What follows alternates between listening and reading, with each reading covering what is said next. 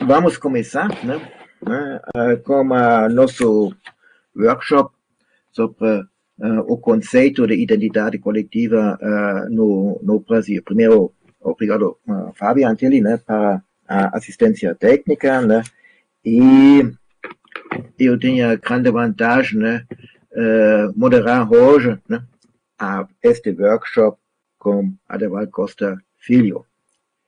E me parece que o Adeval deveria ser chocada com esta presença, com um público tão informado, e tão atento, Então, nossa expectativa na sua apresentação está enorme, Então, eu pedi que você comece, nem só falar sobre um conceito, da identidade coletiva, fala também sobre a prática que já existe, porque o conceito, provavelmente pode ser entendido como um futuro, mas esta prática, essa já bem comum no Brasil. Então, Adeval, você pode começar com sua apresentação e todo mundo fica vontade para fazer intervenções. Ok, Adeval. Bom, eu vou fazer a apresentação por blocos, de sorte que se tiver alguma intervenção que seja oportuna, aí vocês podem fazer, Pode utilizar o chat também, que daí a gente vai atendendo, eu estou atento aqui. A questão da identidade coletiva no Brasil é uma questão muito importante, A gente pensou que essa é a descrição da nossa proposta de discussão.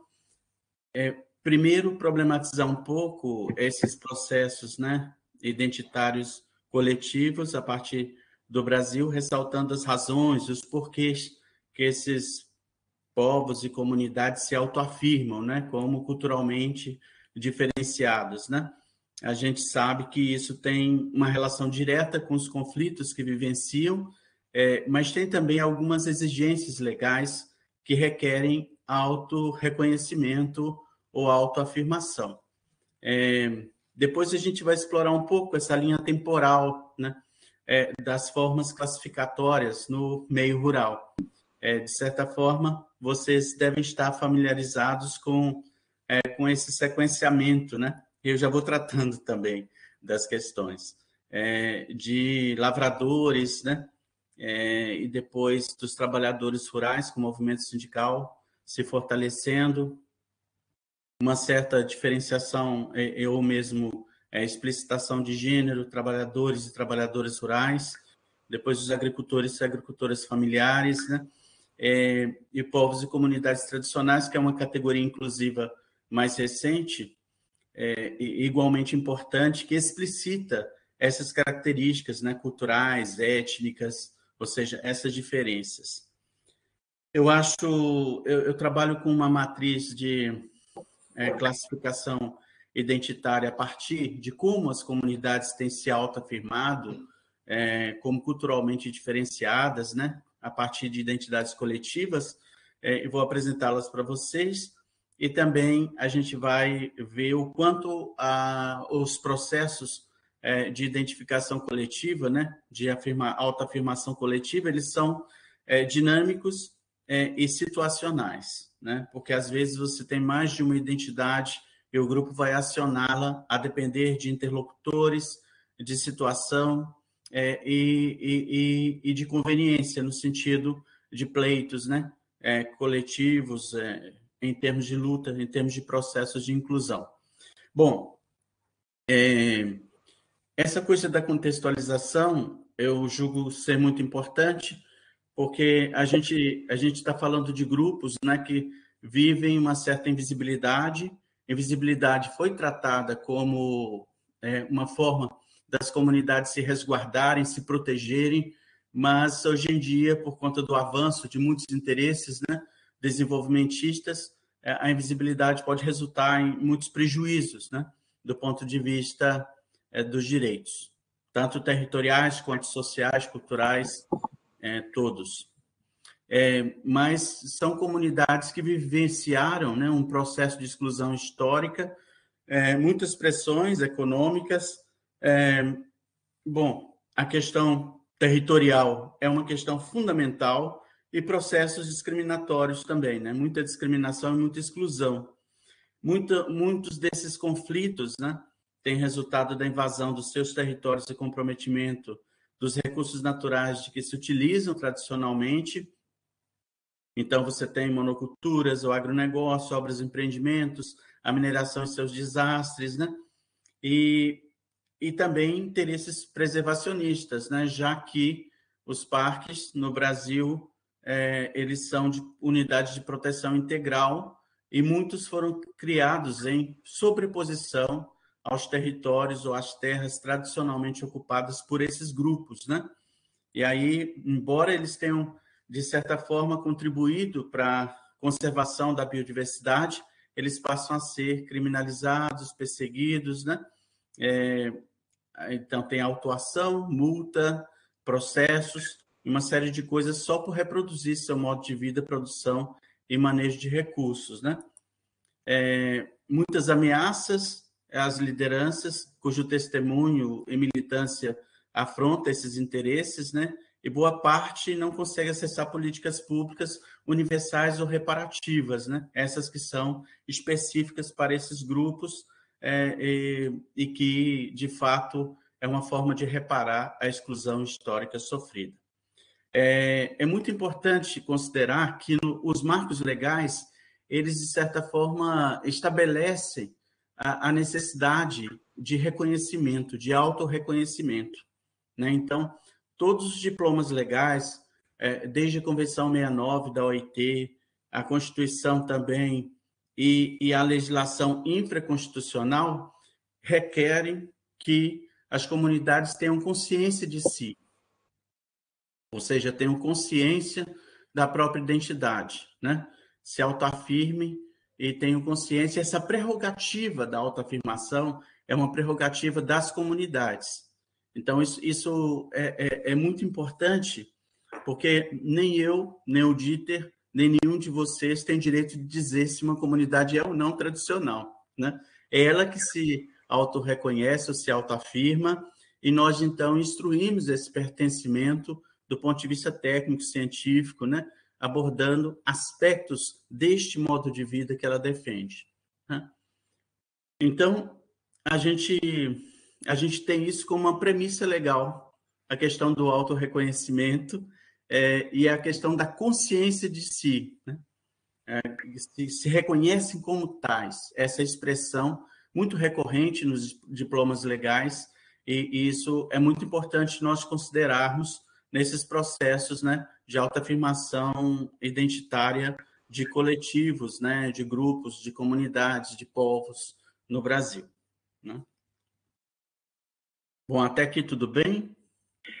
Pois é, eu acho que está muito bom que você continua com esse conceito, né, teórico, né, e da prática, né, mas eu acho uma pergunta que poderia ser discutida, né, para Manaus, é quiser, como as comunidades, ou uma comunidade, vamos falar de uma comunidade, vai chegar para se autoafirmar. Quais processos são esses, né, numa comunidade, porque se você chega, né, historicamente, numa comunidade, eles não sabem que eles são xerazeiros, sabem, né, mas não foi articulado.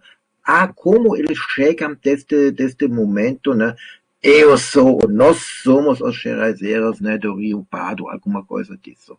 Para não esquecer este ponto. Nós temos um passivo enorme em termos de reconhecimento desses grupos, do ponto de vista de onde estão, quem são, como vivem, e quais os conflitos que enfrentam, né, desses que a gente citou e outros tantos que, de certa forma, avançam sobre territórios e povos e comunidades. E então nós não temos um mapeamento para poder dizer quantas são e onde estão efetivamente todos os povos e comunidades no Brasil, né? É um trabalho hercúleo, mas que o Estado ele parte do suposto, né? Tanto a legislação enseja essa exigência formal, quanto também os aparatos de Estado, né? Eles vão pressupor que a comunidade, por si mesma, se organize, de certa forma, se organize em movimento, né? No sentido de movimento social, e requeira seu reconhecimento formal. Se autoafirme e requeira seu reconhecimento formal. Nós temos uma questão, uma questão até que trabalhamos muito na comissão antes de virar conselho, quando lá estava, né? Que de criar um rito para que as comunidades pudessem solicitar o reconhecimento formal do Estado brasileiro em termos de pertencimento. Aí seriam comunidades nominais, né? A comunidade tal, naquela categoria identitária, fosse Geraizeiro, fosse Quebradeira de Coco, fosse qualquer outra comunidade tradicional. Mas nós não conseguimos instituir um rito propriamente de emissão de certidões de autodefinição. Não era uma questão de uma exigência legal, era uma questão de que essas comunidades reconhecidas fizessem parte, né, do escopo, né, das comunidades que deveriam ser prioritariamente atendidas ou protegidas, né, pela União e pelos estados que a integram, no sentido dos seus direitos fundamentais. Por que isso também é importante? Porque criou-se na cultura político-administrativa, né, pública, essa questão da exigência da certidão. Por exemplo, a certidão de autodefinição é uma prerrogativa para se instaurar processos de regularização do território. Então, como este é um pleito fundamental, porque a gente vive no Brasil uma situação de exclusão, né, e de espólio dessas terras tradicionalmente ocupadas, então a certificação também é importante nesses termos, não só de ter acesso a políticas públicas universais e específicas ou reparativas, mas também para poder instaurar processos de regularização fundiária, né? Todos os dispositivos legais e todos os ritos que existem para quilombo, para indígena, para todos pressupõem a autoafirmação identitária, reconhecimento, né, dessas diferenças e uma certa formalização em termos do rito, né, administrativo para poder se assegurar direitos. Então, Dieter, isso é muito importante. E no caso de uma comunidade que vem sendo violada em direitos fundamentais por mineradora ou por desastres decorrentes, né, do processo de mineração, ou então por interesses outros, né, de monocultivo e outros, ter o reconhecimento identitário é gozar da prerrogativa, né, da diferença e da proteção. Então, você tem o Ministério Público Federal, Estadual, as defensorias públicas, que deveriam estar atentos à necessidade de proteção desses grupos e seus direitos, né? Além de toda a sociedade civil, de nós, que trabalhamos também em prol, né, ou junto com esses grupos nas suas lutas, né, cotidianas. Então, o reconhecimento é muito importante. E é também importante, de fato, uma delimitação territorial para que você tenha, de certa forma, a dimensão do território até onde vai, no caso de avanço, né, desses interesses sobre os territórios desses grupos. Eu acho que vou continuar. Ok. Então, a gente tem todos esses dispositivos legais, né, que já foram consolidados de certa forma. O artigo 215 e 216 da Constituição Federal, eles são a prerrogativa dos outros grupos, que não indígenas e quilombolas, né? Para indígenas, a gente tem um capítulo na Constituição, temos os artigos 231, 232, que são muito importantes, né? E na questão quilombola, o artigo 68 do Ato das Disposições Constitucionais Transitórias. Mas os outros grupos, né, eles entrariam aí nesses demais grupos formadores da sociedade brasileira, né? Então, você tem as quebradeiras de coco, geraizeiros, retireiros, pantaneiros, enfim, uma série de grupos, né, de povos e comunidades que estariam sob proteção legal, sob amparo legal.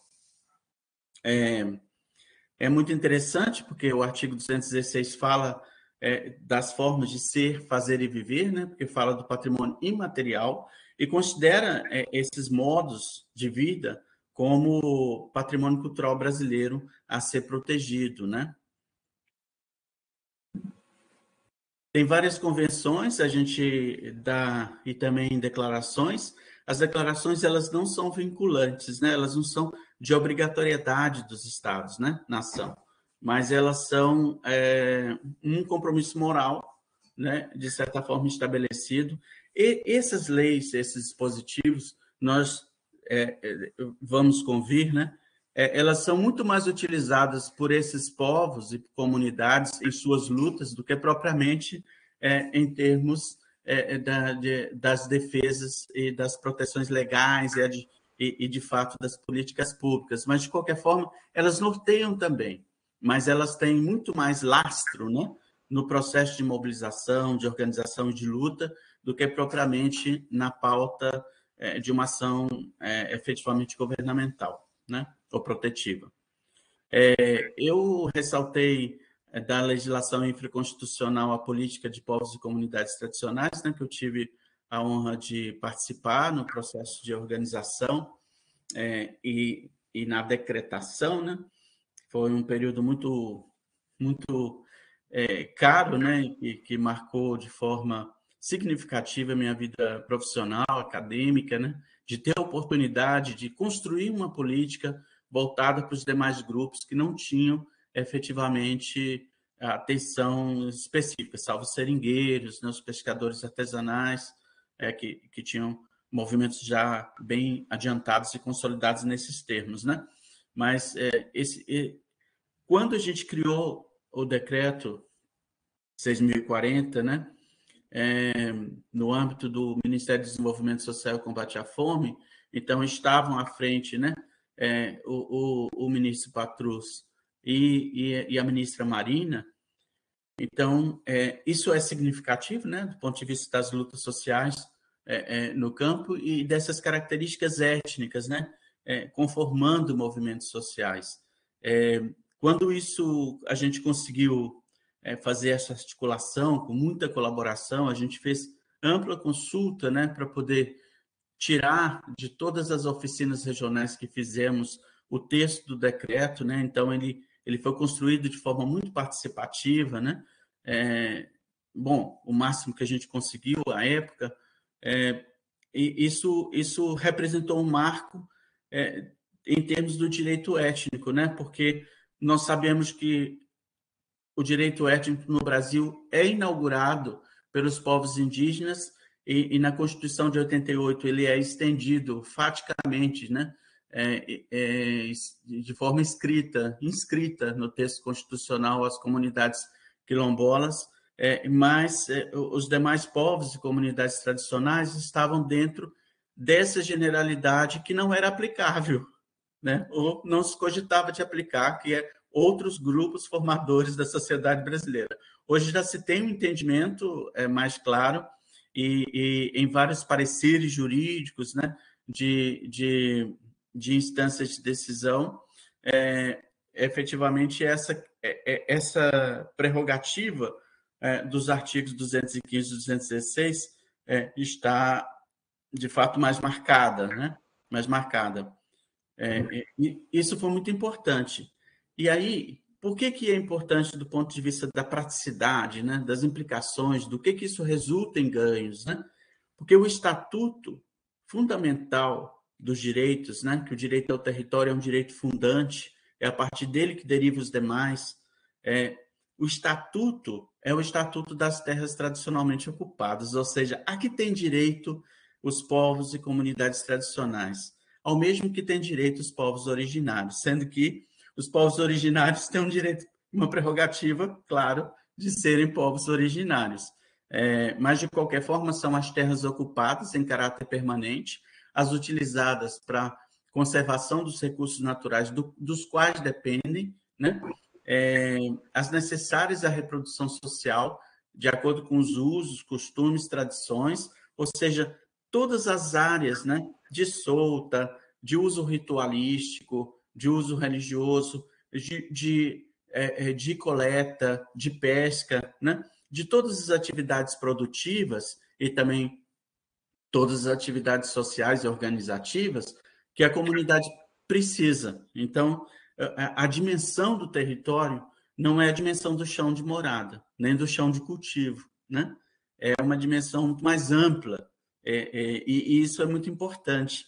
A gente vai falar um pouco mais de território logo mais, na nossa sessão à tarde, mas é bom dizer isso, porque isto é um direito fundamental desses grupos, né? Deixa-me intervenir. Aqui temos provavelmente, né, porque aqui temos a pergunta, né, da Andrea, né? Ela pergunta que você pode falar um pouco mais sobre as agricultores familiares e as trabalhadores e trabalhadoras, né, da agricultura rurais. Aqui temos uma diferença, né? Ok.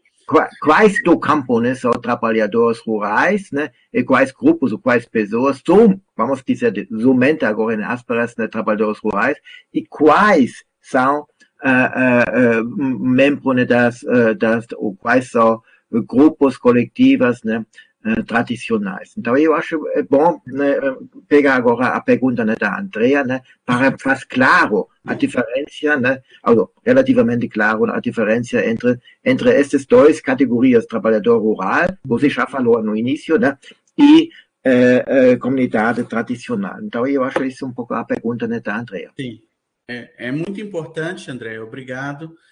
Na verdade, como eu disse, né, os movimentos sociais foram agregando valores, né? Agregando valores do ponto de vista de reconhecimento das características, da identidade e agregando valores étnicos, né? Aos processos de reconhecimento e efetivação de direitos, porque aí é uma outra ordem de direitos, né?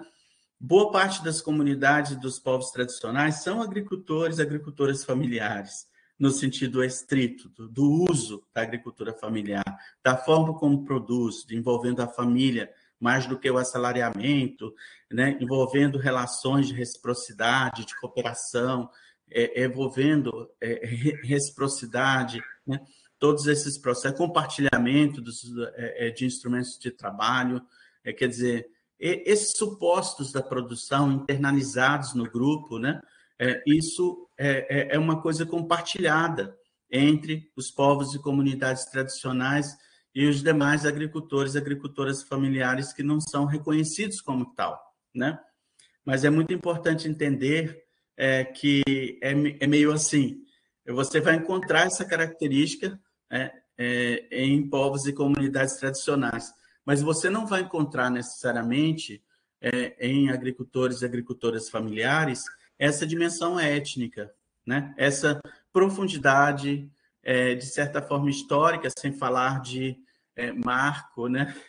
Não é uma questão de marco cronológico de ocupação, né? Mas é uma questão de ancestralidade, né? De várias gerações, comunidades enraizadas.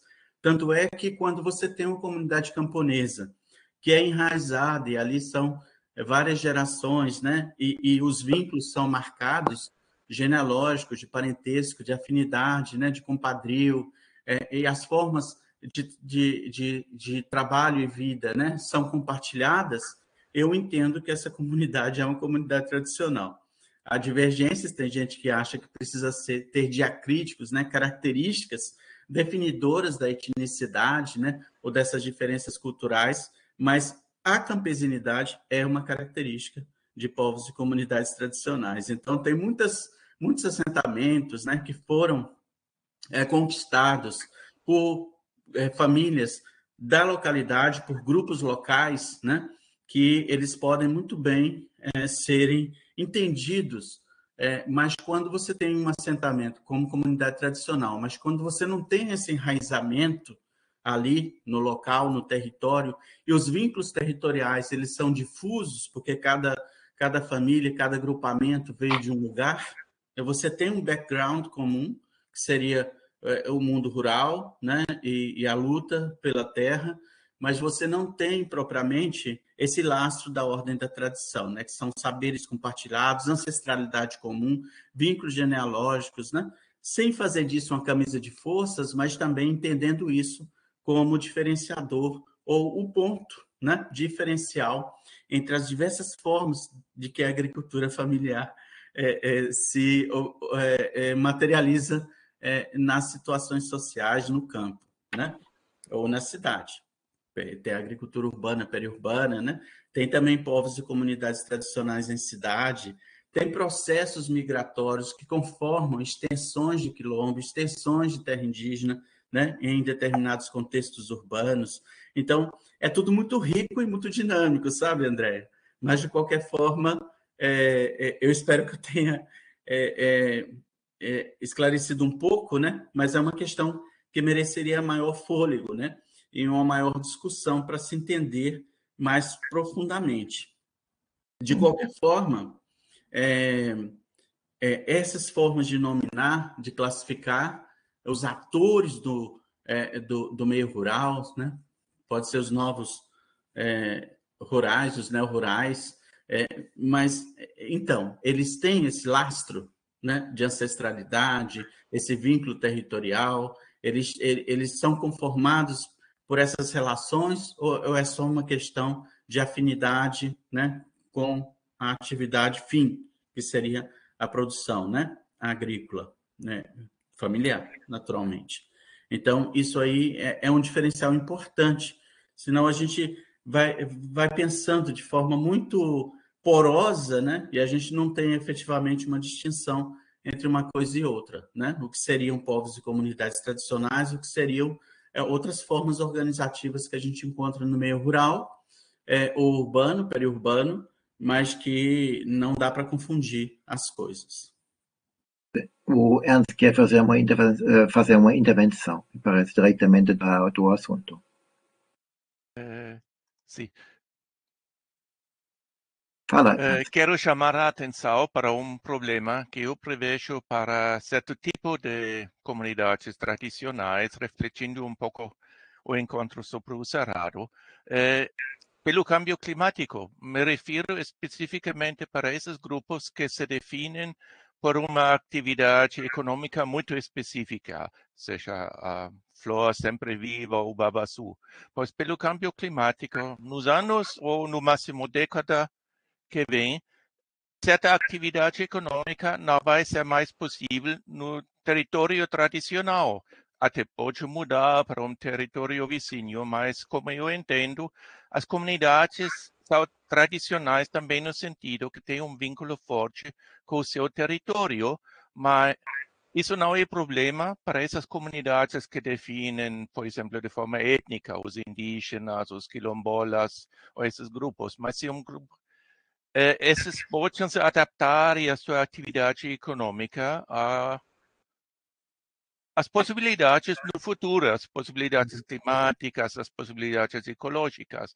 Então, até uma boa estratégia para os grupos definir-se de uma forma que não depende exclusivamente das condições climáticas e ecológicas. Eu entendo sua preocupação, Ernest. Realmente, as mudanças climáticas atingem de forma generalizada, mas alguns grupos certamente sofrerão maior esse impacto, maior essa influência, né? E devem se resguardar. Eu acredito na capacidade de resiliência desses grupos, né, de adaptação, mas a forma como você se autoafirma coletivamente, ela não designa propriamente o que é essencial do ponto de vista da reprodução social da diferença, do ponto de vista da manutenção da vida coletiva, né? Da cultura desse grupo, desse povo. Às vezes é uma questão organizativa e política, né? Você elege esse mote, ou seja, o motivo pelo qual você se identifica, né? Por várias estratégias. Por exemplo, uma vez a gente estava conversando com a comunidade que era geraizeira, mas como ela estava no Médio Jequitinhonha, e os gerais do Médio Jequitinhonha, ele não é um gerais igual os gerais do Alto Rio Pardo, sabe? Que você tem uns chapadões de 60 quilômetros de extensão, né? Que hoje já está sendo retomado pelas comunidades geraizeiras, mas foram até certo até certo tempo e ainda são, em grande medida, tomadas pela monocultura de eucalipto, né? E aí eles falaram assim, não, a gente quer se autoafirmar a partir dessa relação entre grota, que é onde nós vive, e chapada, que é onde nós precisa. Por que a gente quer que esses dois termos, né, que tem a ver com local de vida e local de produção, de extensão da vida, né? Porque ninguém vive só da grota, né? Nesse contexto. É porque são as chapadas que estão, as grotas estão de posse das comunidades, mas as chapadas não. Elas foram tomadas pela monocultura de eucalipto. Então, cogitou-se até de se autoafirmar como chapadeiros, para colocar o foco na chapada e a chapada ser aí uma bandeira de luta, né? No sentido de retomar a chapada para o grupo. Então, a forma como a comunidade elege esses diacríticos, né? E essa forma de nominar a categoria é muito mais processual, histórica, de luta, do que propriamente de modo de vida. Sabe? Por exemplo, as apanhadoras de flores, elas também cultivam, né? Elas poderiam escolher um termo que não fosse da coleta, que fosse da agricultura, sabe? As quebradeiras de coco babaçu também cultivam, elas não só apanham coco, né? Então, na verdade, são sistemas com policultivos, no sentido, né, de variação, e também são sistemas que conjugam conservação, né, com atividades produtivas, são sistemas muito, muito ricos e não dá para você restringir a uma atividade específica. Recentemente, eu fiz um trabalho, um laudo pericial, já contemplando uma questão que eu sei que vai surgir, relativa aos pescadores artesanais e aos faiscadores, né, aos garimpeiros no contexto do Rio Doce, lá atingidos pela lama da Samarco. Mas se você caracterizar eles como pescadores, no sentido estrito, né, certamente a Samarco só iria querer indenizar quantos peixes ele pescava por dia, por semana. Mas ele também cultivava. Mas ele também, né, tinha um trabalho informal em termos de complementação de renda. Mas ele também criava, né, uma cabeça ou outra, uma criaçãozinha. Ele também cultivava quintais. Então, do ponto de vista de reparação ou mesmo de indenização, se você for na atividade estrita, você vai solapar o direito do grupo, né? Você vai reduzir muito o direito. Então, embora haja esses motivos identitários, esses diacríticos, né, essas características autodefinidoras do ponto de vista dos processos coletivos, a vida é muito mais rica, né? Lá, no concreto, a vida envolve criação, a vida envolve plantio, a vida envolve coleta, a vida envolve, né, uma série de outras práticas produtivas, né, quais seja o artesanato e tantas outras, que integram esse modo de vida. Então, a gente observa que a identidade ela é pensada por uma característica, seja étnico-racial, seja laboral, né, uma atividade laboral, mas no fundo, todos esses grupos eles são riquíssimos em termos de reprodução dos seus modos de vida. Mas essa provocação sua é extremamente importante, exatamente para a gente entender que às vezes o que dá nome ao grupo não diz tudo, sabe? Mas diz aquilo que num determinado momento, né, e no processo histórico de luta foi significativo e então resolveu-se assim, né, de que esse termo representaria mais e melhor os nossos anseios, nossa indignação do ponto de vista, né, da exclusão que sofremos historicamente e nossa bandeira de luta para as conquistas, né? Mas isso é riquíssimo, né? Isso é riquíssimo. A gente pode desdobrar essa discussão, né, em muito, exatamente porque é isso, são as necessidades e os riscos, né, que levam uma comunidade a se auto-reconhecer e se auto-afirmar. E aí, alguns conflitos instauram esses processos, outros não. Os processos de autoafirmação identitária já estavam andando, em andamento. O ideal é que houvesse, de certa forma, essa organização da identidade, né? Antes dos conflitos chegarem, antes da mineração chegar, né? Mas o Estado ele não é proativo, né? E as instituições, pouco, né? Até as organizações de base, elas fazem esse trabalho, mas não é suficiente para poder auxiliar todas as comunidades nos seus processos de autoafirmação. Alguns ficam muito com zelo de que isso é mediação, de que isso é indução, se eu estaria induzindo o grupo a se autoafirmar para poder... não é uma questão, é uma questão de desconhecimento, né? Eu tenho um projeto que é de mapeamento de comunidades tradicionais, que uma das etapas é falar sobre território, é falar sobre identidade, sobre esses processos de organização da identidade em termos de movimento social, para poder ser reconhecido e acessar direitos, porque há muito desconhecimento, né? Eu fiz uma tese de doutorado num quilombo que não sabia o que era quilombo. E já havia várias comunidades que saíram de lá, reconhecidas pelo Estado brasileiro, e eles ainda não cogitavam, eles não sabiam, né? Quando falei da base legal, eles falaram assim, aí tinha uma pessoa que se arvorou a me questionar, né? Um filho de uma liderança falou assim, eu já li a Constituição, e não tem nada disso que o senhor está falando. De fato, no ato das disposições constitucionais transitórias, é uma separata, não está no texto constitucional. Tá? Na Constituição Federal, como a gente entende, e aí, mas faz parte, né? Faz parte da regulação dos direitos, né? Fundamentais. E aí eu expliquei para ele, né? Mostrei, mas assim, tive que ir de casa em casa para poder explicar o que era isso em termos de direito. Né? A gente botou os quilombolas do Gurutuba e levamos lá no sul da Bahia, em comunidades quilombolas de lá, para eles verem como era, do ponto de vista organizativo, do ponto de vista... Né? Porque ali você tinha memória social, práticas sociais, ancestralidade de lugar, de sangue, né? As comunidades todas aparentadas, negras, com batuque, com uma série de coisas que caracterizam um quilombo. Né? Mas eles ainda não sabiam que existia essa proteção. Frágil ou não, né? É um direito fundamental que deve ser resguardado. Então, é muito importante nesses processos, né? Essas organizações todas que estão aqui representadas, né? É um apelo também para que a gente auxilie organizações de base nesse processo, né?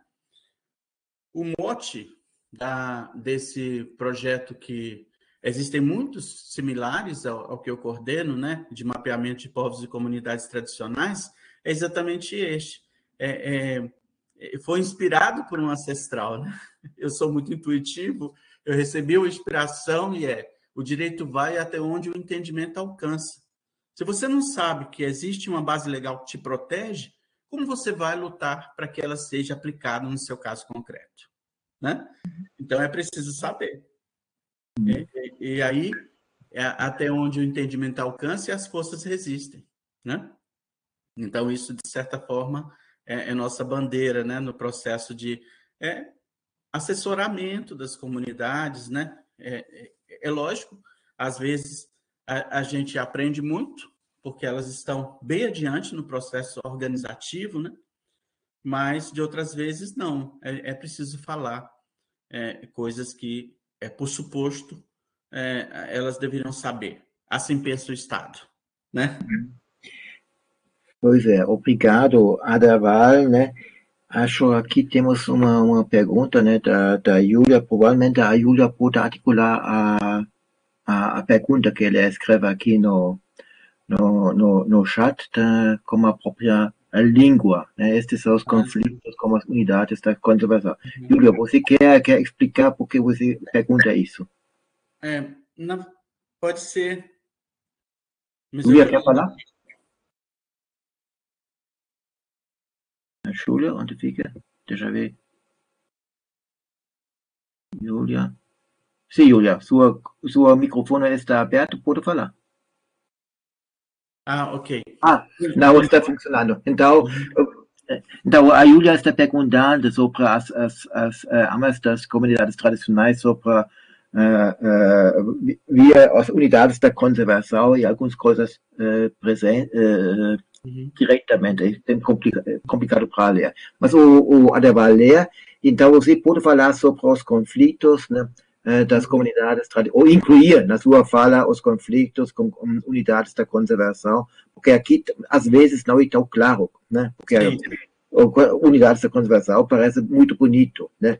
No Brasil já temos uma outra relação das comunidades, né, com... É verdade. Né?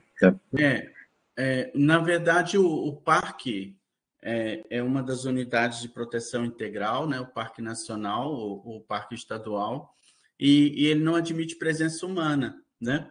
Isso significa que todas as famílias que lá estão, todas as comunidades que lá estão desde décadas, século, não vão lá permanecer, né? Porque presume-se que o Estado vai adquirir essas terras por desapropriação e vai mantê-las intocadas, entre aspas, né? Para fins de preservação.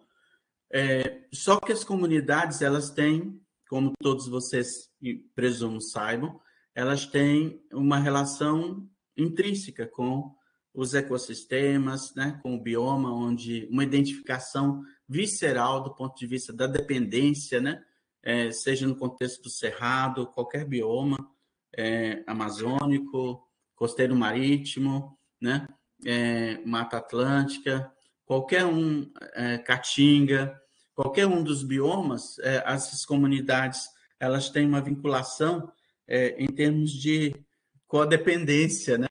É como se o cerrado precisasse dos povos para mantê-lo e como os povos precisassem do cerrado para poder manter seu modo de vida, né? Então, há uma interdependência recíproca e há interferências, né? No bioma, no ecossistema, que são positivas do ponto de vista da conservação de recursos. Mas o movimento no Brasil, vocês todos sabem, ele coloca de um lado os preservacionistas, que pensam na preservação in situ, na impossibilidade de co-viabilidade, né, de uso sustentável por comunidades e conservação, e os socioconservacionistas, né, que, de certa forma, entendem que isso é possível e viável, e, mais do que isso, imprescindível. Então, a base da discussão você até coloca aí nos seus argumentos. Eu tenho acompanhado muitas situações, né? Já fiz relatórios, né, para reconhecimento de território em parques que foram sobrepostos às terras tradicionalmente ocupadas, né? Não o inverso. O parque é recente, a comunidade está lá desde sempre, ou se não, desde há muito, né? Sem marco temporal, não é por aí, mas é muito importante que esses conflitos sejam resolvidos, né? E os pareceres recentes do ICMBio nesse sentido são muito alvissareiros, né? Finalmente houve uma sensibilidade jurídica de reconhecer a imprescindibilidade das comunidades para a manutenção desses ecossistemas e biomas, e que eles devem, essas comunidades, constar no plano de manejo, né? Ou seja, de que os modos de vida dela e as práticas que, lógico, pode ter uma ou outra que seja lesiva, né? Que esse é o termo da Convenção da Biodiversidade, o termo do SNUC, a conservação das espécies. Mas a gente já provou também de várias formas que o manejo sustentável mantém a vitalidade e a diversidade biológica de uma unidade de conservação, né? A gente já provou, por exemplo, que o Parque Nacional das Sempre-Vivas, sem a coleta, né? Sem a apanha da flor, corre o risco de muitas espécies se extinguirem, exatamente porque a apanha inclusive o manejo tradicional, né? Eu sei que essa é uma questão polêmica, né, do fogo brando para poder, de fato, diminuir a matéria combustível e não resultar em incêndios sucessivos e em uma mortandade geral, né, de espécies, que é conveniente, né? Aqui na Europa, eu estou estudando o Parque Nacional de Cévena, que é perto de Montpellier, onde estou, no CIRAD, e eles trabalham com ecobuagem, que é exatamente esse fogo manejado pelas comunidades, autorizado pelas gestionárias, né, pelos gestores do parque, e imprescindível para manter sem incêndio, né? Então, na verdade, você tem um sistema também de dispersão de sementes, né? Quando carrega o fecho de sempre-vivas, as sementes vão caindo pelo caminho. Você tem algumas que precisam tocar o chão para brotar, para rebrotar, e se tem muito capim, muita matéria combustível, elas não conseguem tocar o chão, e muitas foram extintas também por conta da manutenção do parque e da ausência de manejo. Então, Rúlia, é uma questão, é um ponto muito importante da gente discutir, né?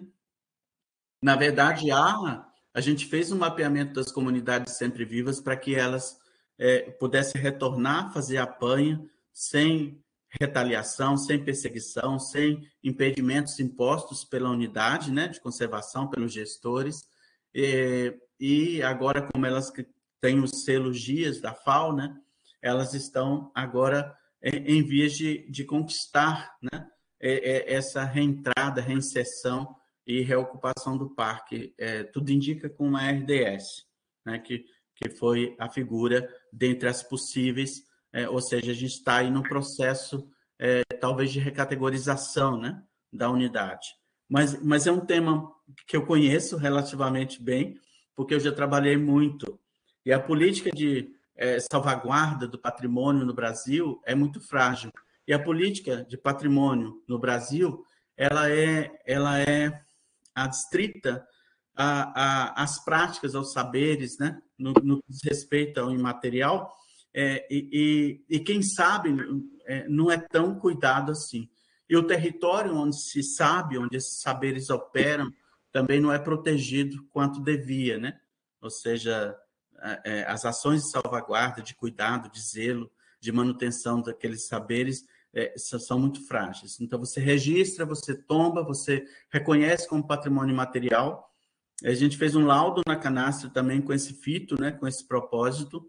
Lá, os produtores de queijo canastra estão lá há 2 séculos e têm um modo de vida tradicional, são camponeses, né, e têm uma identidade marcada pela ordenha, pela produção do queijo canastra, né, por essa coisa do pastoreio. Tem transumância, mas o parque, o ICMBio, estava expulsando as famílias. Então, a gente teve que fazer o laudo de reconhecimento por solicitação da Defensoria Pública da União, numa ação civil pública contra o ICMBio, para que houvesse uma deliberação em juízo do direito de permanência, né?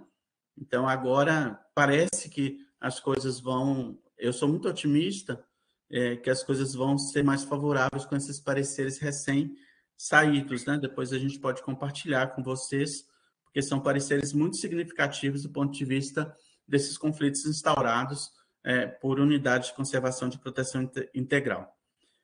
A comunidade cuidou daquele espaço, né? E olhando assim, são áreas preservadas. Então, criou-se o parque sem considerar as comunidades propriamente, sem consulta. Então, realmente são conflitos que a gente tem que resolver. Tá bom, né? Então, posso continuar aí, eu acho, né? Uhum. Ok, você tem alguns slides das comunidades, provavelmente vamos chegar. Pois é, né? Eu trabalho com não é uma matriz definitiva, é só mesmo para poder dar a entender como esses grupos têm se organizado, né, e construído seus processos identitários, e eu trabalho com esses critérios, né, observando que as comunidades ou acionam o critério étnico-racial, mas lembrando que eu disse com a provocação do Ernest, né, não é que o critério étnico-racial é a única coisa existente. Lá também tem atividade laboral, lá também tem relação com o território, uma forma de ocupação própria, lá também está, né? Ou seja, são sistemas complexos, né?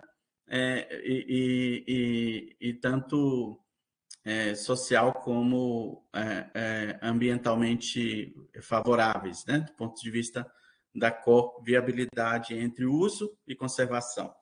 Bom, mas de qualquer forma é só para vocês entenderem e para a gente entender como tem sido, né? Como tem ocorrido. Então, desculpa, passei demais. Então, você tem o critério étnico-racial, como indígena, quilombola, povos de terreiro, né? Religião de matriz africana, ou povos de terreiro, ou então ciganos, né? São uma matriz étnico-racial. Ou você parte de uma relação com o ecossistema ou bioma, como pantaneiros, né? Ou então geraizeiros ou catingueiros, ou então esses critérios têm passado por uma atividade laboral, como pescadores artesanais, apanhadores de flores sempre-viva, ou seja, aquela atividade que motivou o grupo a se organizar, certamente porque ela foi colocada em risco, né? E o grupo, então, se mobilizou para poder manter a prática e manter a identidade. Ou pelo critério de uso e ocupação, a gente tem fundo e fecho de pasto na Bahia, né? Fecho de pasto é uma área fechada, cercada, longe um pouco das residências, né? Então, você tem a vila rural, por assim dizer, só para me fazer entender, e já 10 quilômetros, 5 ou 15 ou 20, você tem uma área fechada onde se cria gado na solta, em comum. Todas as famílias criam em comum, né? Isso em fecho de pasto. Já quando é fundo de pasto, são caprinos, né? É cabra. E aí é caatinga. Então, você tem até diferenciação na categoria, a depender do bioma, né? Então, mas de qualquer forma, pela maneira como se ocupa o território, né? Os faxinais também, no Paraná, né? Que são faixas de terra em restos de florestas de araucária, né? Onde se cultiva erva mate, onde se cria suínos, porcos na solta, são as características, os diacríticos, né? O que são diacríticos? São aqueles elementos que são chaves, né? E que a comunidade, não o antropólogo, vai eleger como significativos para fins de diferenciação, né? De distinção cultural. Em que vocês são diferentes? Nós somos diferentes nisso, né? E aí é a comunidade que elege esses diacríticos e é ela que vai explicitando essas diferenças do seu modo de vida, suas características próprias, é ela que vai, então, conformando seus processos identitários. Então, só para mostrar para vocês, né, do ponto de vista... isso é muito importante, eu não posso deixar de dizer que uma comunidade que mora, por exemplo, na beira do Rio São Francisco, mas também de outros rios, né, de importância no Brasil, ou mesmo rios mais secundários, que não sejam de integração nacional, elas portam múltiplas identidades, né? É só um exemplo, né? Elas são quilombola, mas elas também são vazanteiras, ou seja, elas vivem do cultivo da vazante em grande medida, né? Que é onde a água vaza no rio, e elas são pescadores artesanais, né? Então, isso é muito importante do ponto de vista da compreensão dos processos identitários. Nenhuma dessas identidades ela é ao acaso ou fortuita ou mentirosa. Todas elas têm como provar.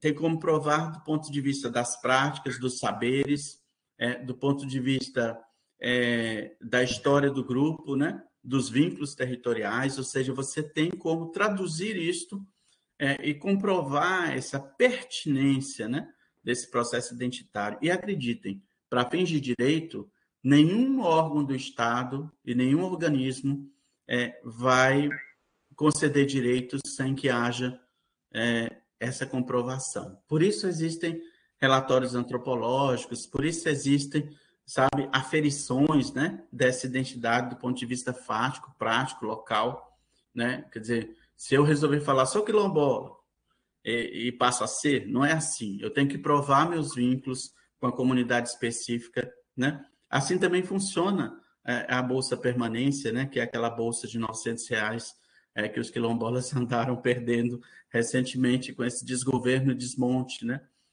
do Bolsonaro. Mas você tem que, de fato, provar essa pertença, esse pertencimento ao grupo, para que você possa acessar aquele direito, seja no âmbito individual, mas mais, sobretudo, no âmbito coletivo, né, com foco ou ênfase nos direitos territoriais. Mas aí, se você vai tratar de uma questão de seguro-defeso, né, que é aquele recurso que recebe o pescador artesanal na época da piracema, na época em que não se pesca, então, para ele sobreviver, ele recebe esse recurso governamental, você não vai acionar a identidade quilombola estritamente nesses termos, porque você está conversando com a Secretaria da Pesca, né?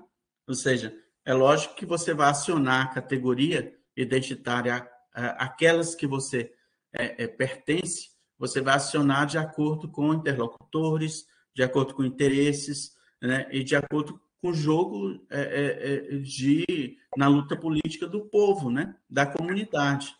Agora, se é uma questão fundiária, certamente você vai lograr mais êxito, apesar da morosidade, né, e do atavismo governamental e da máquina pública, você vai acionar certamente a identidade quilombola, porque é um caminho já trilhado, né, que já tem vários quilombos titulados. Os vazanteiros, eles poderiam, de fato, acessar, não sendo quilombola, para fins de regularização fundiária também, a concessão de direito real de uso, que são as terras da União, que são terras que ficam submersas quando tem enchentes nos rios, né? E aí calcula-se até onde vai essa limel, né? Essas linhas limítrofes das enchentes dos últimos 10 anos, por portaria, então, estabelece esses limites e os títulos ali incidentes em rios de integração nacional tornam-se nulos. E muitas comunidades vivem, né, sobrevivem nesses espaços. Então, é uma forma também de regularização fundiária. Então, a depender do interesse da situação, você vai acionar uma categoria ou outra. Eu só deixei isso mais claro, do ponto de vista do exemplo, né, para vocês entenderem que não é uma coisa assim, é isso e só isso. Então, talvez seja outra coisa. Dona Digé, minha grande amiga, né? Saudade, porque já partiu. Ela dizia: Aderval, sou quebradeira. Digé, de tudo que você é, do ponto de vista identitário, o que é mais importante? Quebradeiro. Mas que mais que você é? Eu sou quilombola. Né? Eu sou de uma comunidade quilombola. E que mais? Também sou de santo, né? Também sou de terreiro. E que mais? Aí ela entrou em categorias sociais que são altamente importantes, mas que não tem essa característica étnica marcada, mas tem características culturais também compartilhadas e compartilháveis, né? Sou agricultora familiar. Depois sou mulher, né? Que é um recorte de gênero muito marcado na própria categoria identitária, né? De quebradeira de coco babaçu. Então, olha só que riqueza, né? Ela vai acionar, a depender das políticas, em vez de você ficar monofocal, né, e monodirecionado, você pode acessar mais políticas públicas. Não, a gente vai acessar, né, cadeias da sociobiodiversidade, porque aqui, né, mas isso está sendo gestado no contexto de povos e comunidades tradicionais, não especificamente no contexto quilombola. Há sombreamento? Não há, sabe? Na verdade, você enriquece as possibilidades em termos de estratégias de luta, né, e conquista de direitos e reconhecimento de direitos, quando você se articula com as diversas inserções e identidades possíveis.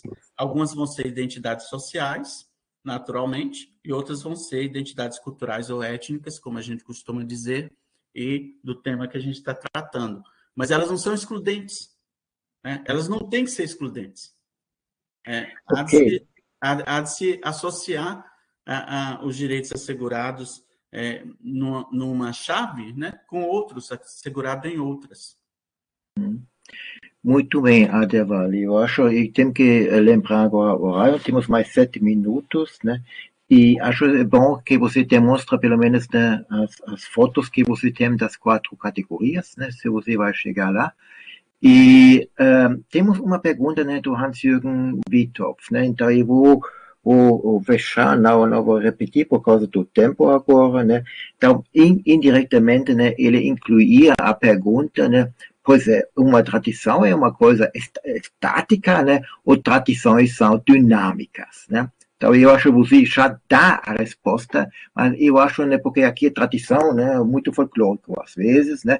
Então, mas foi já claro que é uma coisa dinâmica, mas eu acho que é importante que você vai aprofundar um pouco, né, essa dinâmica das comunidades. Mas provavelmente, primeiro, né, estes slides que são um pouco mais bonitos, né, e que vocês podem explicar.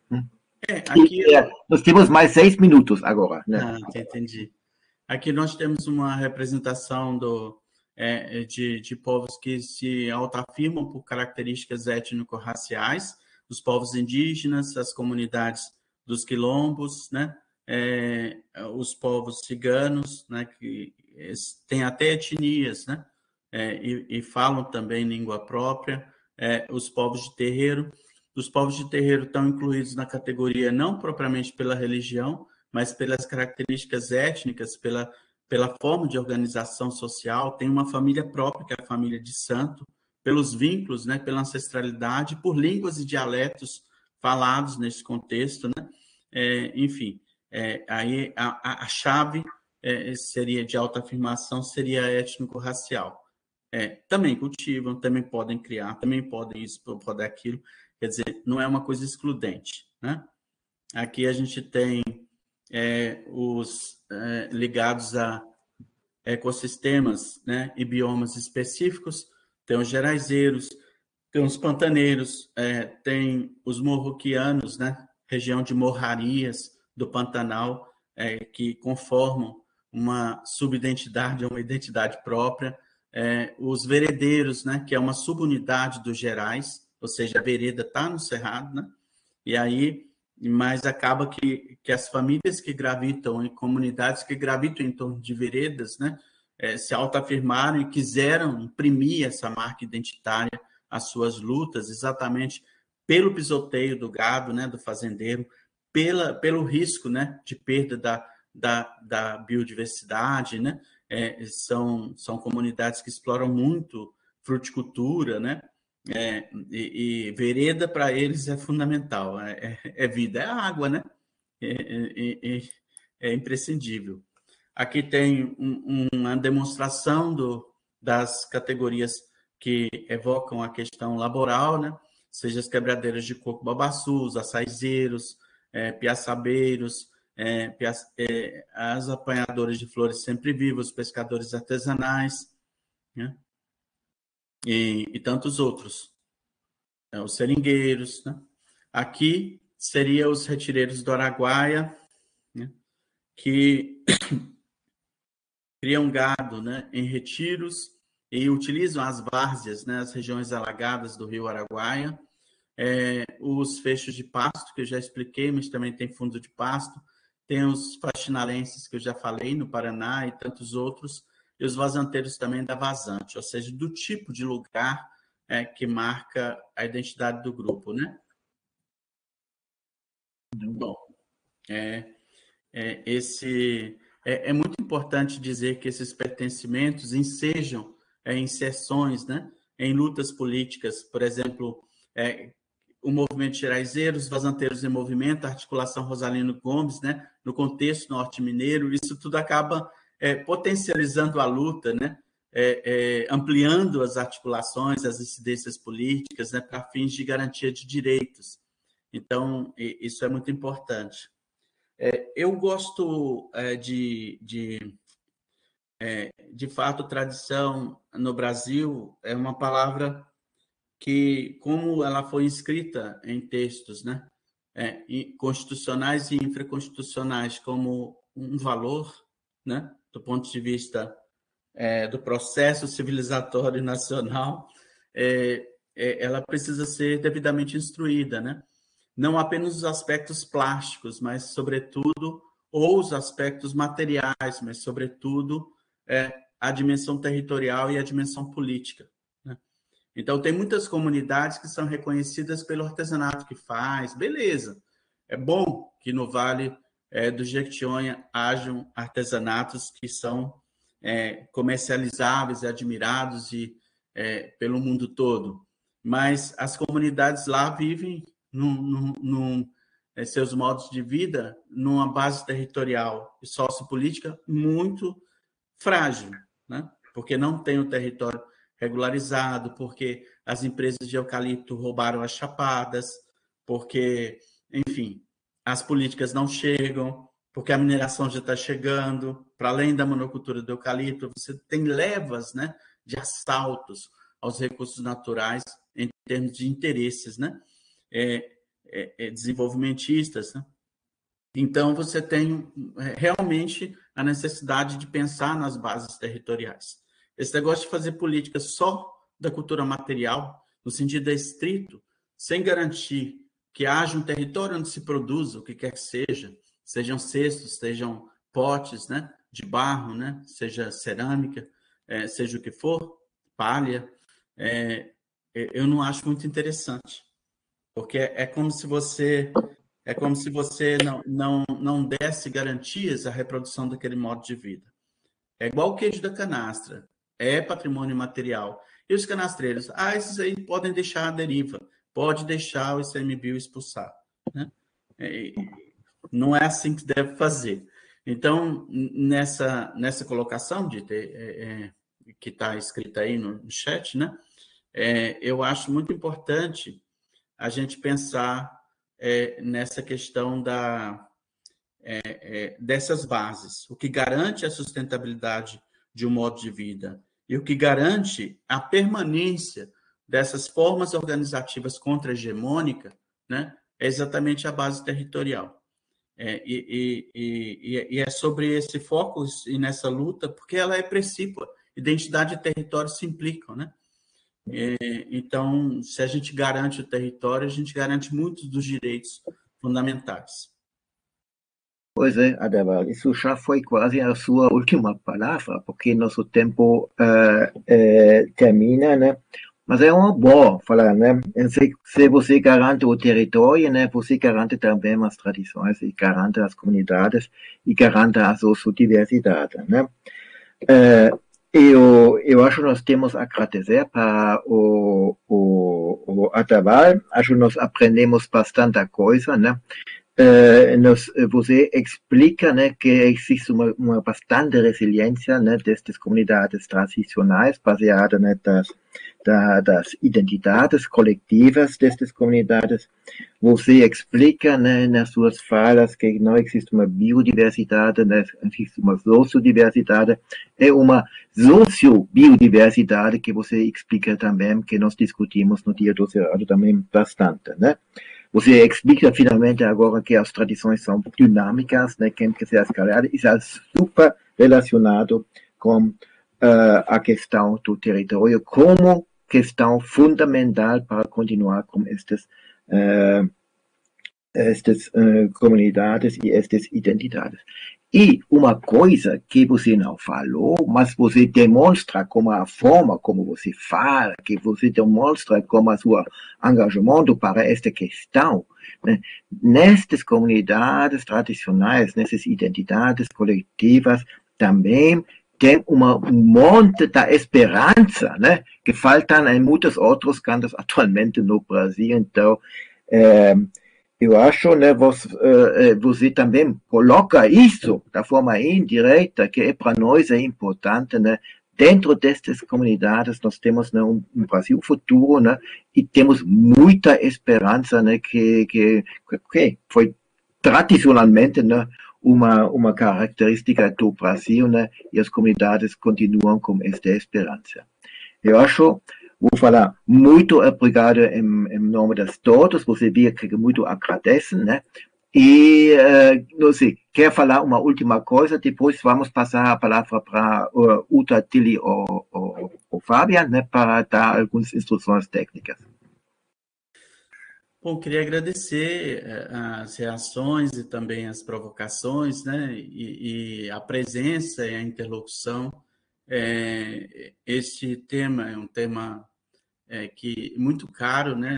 De certa forma, com todos essas tragédias que vivemos nos últimos tempos, quando eu preciso de gás, né? De certa forma, eu visito as comunidades, lá estou com elas a fazer oficinas, a dialogar, são oficinas dialogadas, cheias de vida, de sentimentos, né? Cheia de construção de planos, não só de futuro, mas também imediatos, no sentido exatamente dessa resiliência, né? Nós que atuamos em prol dessas comunidades e temos gosto de fazer isso, a gente se inspira muito nessa capacidade, né, de resistência, de resiliência desses grupos. Eles nos ensinam muito mais que a gente, né? E eu tenho aprendido muito. Eu sou grato pela oportunidade e de dialogar com vocês, né? É um assunto que eu falaria durante 2 semanas seguidas, talvez um mês, porque eu gosto de falar sobre isso. Eu estou à disposição, Dieter, de outra sorte, de outra oportunidade. A gente está sempre aí para poder dialogar e construir junto.